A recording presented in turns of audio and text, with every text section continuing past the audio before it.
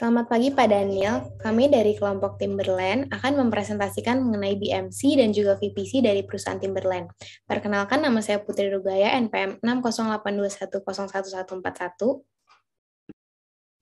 Nama saya Syahnas Regina Heza dengan NPM 60821011143. Saya Cut Kansa dengan NPM 60821011161.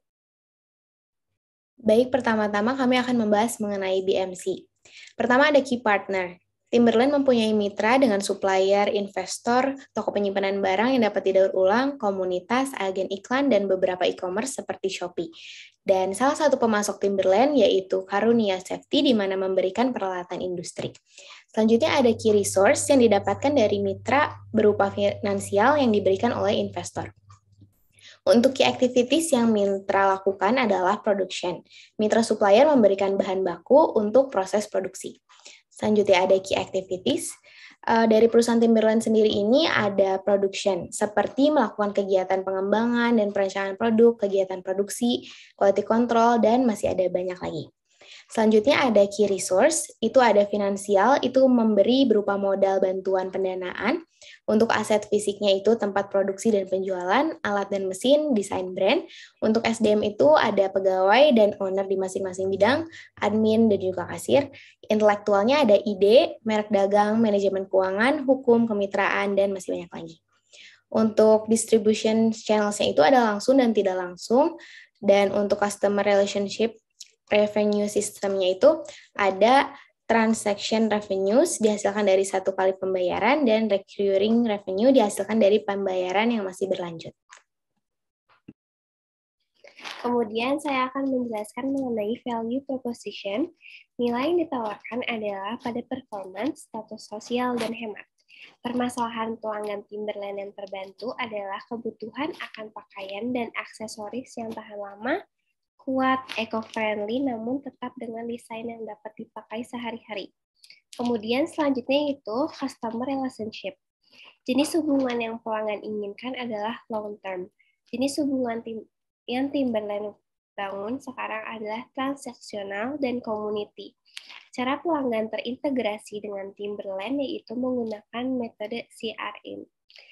Kemudian selanjutnya itu ada channel, saluran yang segmen pelanggan Timberland inginkan dan yang Timberland lakukan melalui saluran online dan melalui sosial media. Cara saluran Timberland terintegrasi dengan melakukan strategi dan taktik penjualan yang baik dan juga selaras. Saluran yang terbaik menurut kami yaitu Instagram karena bekerja paling baik dan paling hemat. Cara Timberland mengintegrasikan dengan rutinitas pelanggan adalah melalui Instagram Ads dan endorsement. Selanjutnya adalah customer segments. Timberland menciptakan nilai untuk semua umur, mulai dari anak kecil beberapa bulan sampai orang tua, dan juga semua jenis kelamin, baik laki-laki dan perempuan, dengan segmen yang sesuai dengan green living, traveling, dan juga hiking. Pelanggan terpenting Timberland adalah laki-laki dewasa. Pelanggan Timberland berbasis kategori segmented, di mana pembagian segmen pasar berdasarkan kebutuhan yang berbeda. Contohnya ada hiking, kerja lapangan, pakaian, dan aksesoris sehari-hari. Tetapi tetap dalam satu kategori, yaitu pakaian dan aksesoris. Selanjutnya ada cost structure. Biaya terpenting Timberland adalah value driven, yaitu harga produksi tidak menjadi hal utama untuk dipikirkan, tetapi lebih mementingkan kualitas dan nilai pada produk. Key resources yang mengeluarkan biaya paling besar adalah intelektual, di mana ide mengeluarkan biaya yang paling besar.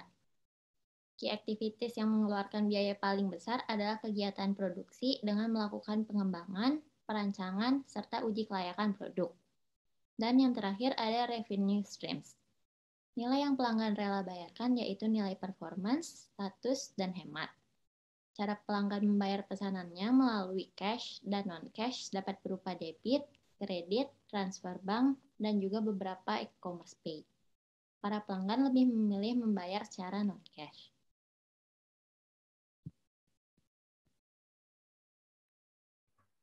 Untuk selanjutnya ada value proposition canvas dari Timberland sendiri. Untuk pertama dari customer itu ada wants. Sebagai manusia sudah sewajarnya akan mengalami perubahan. Salah satu perubahan yang mungkin dialaminya yaitu pada gaya pakaiannya.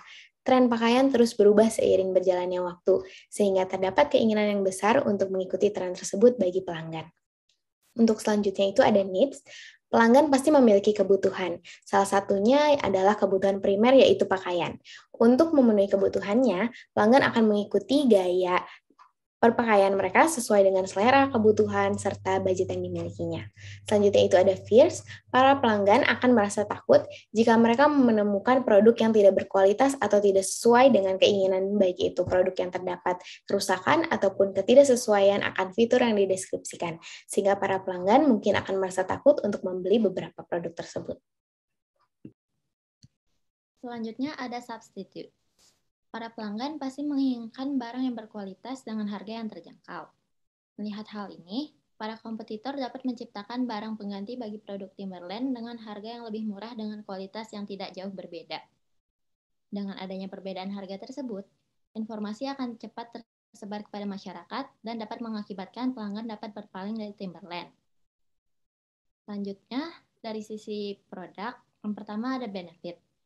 Produk ini menggunakan bahan baku ramah lingkungan, di mana material yang digunakan dapat menyerap karbon, menahan air, tidak merusak keanekaragaman hayati sehingga dapat menjaga alam, dan dapat diolah kembali menjadi produk baru. Selain itu, produk yang Timberland hasilkan tahan lama dan kuat, dengan artian tahan dalam berbagai cuaca, dengan desain yang menarik sehingga dapat digunakan sehari-hari. Selanjutnya ada features.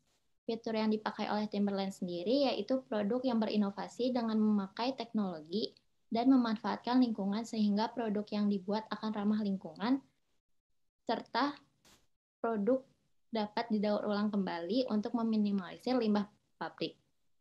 Contoh dari teknologi tersebut yaitu teknologi Aerocore Energy System yang menghasilkan midsole atau sol di bagian tengah sepatu, terbuat dari busa EVA atau ethylene vinyl acetate yang dapat membuat sol menjadi ringan dan juga empuk. Kemudian selanjutnya itu terdapat experience.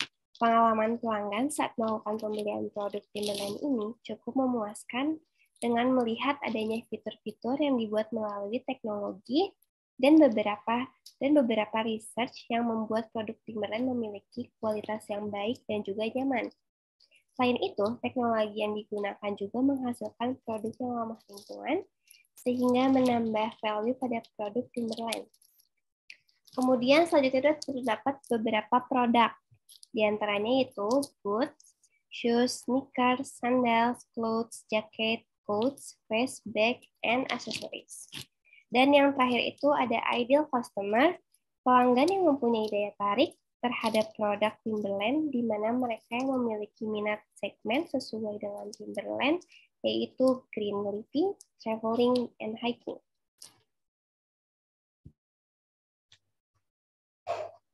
Baik, terima kasih Bapak atas perhatiannya. Sekian dan terima kasih dari kami.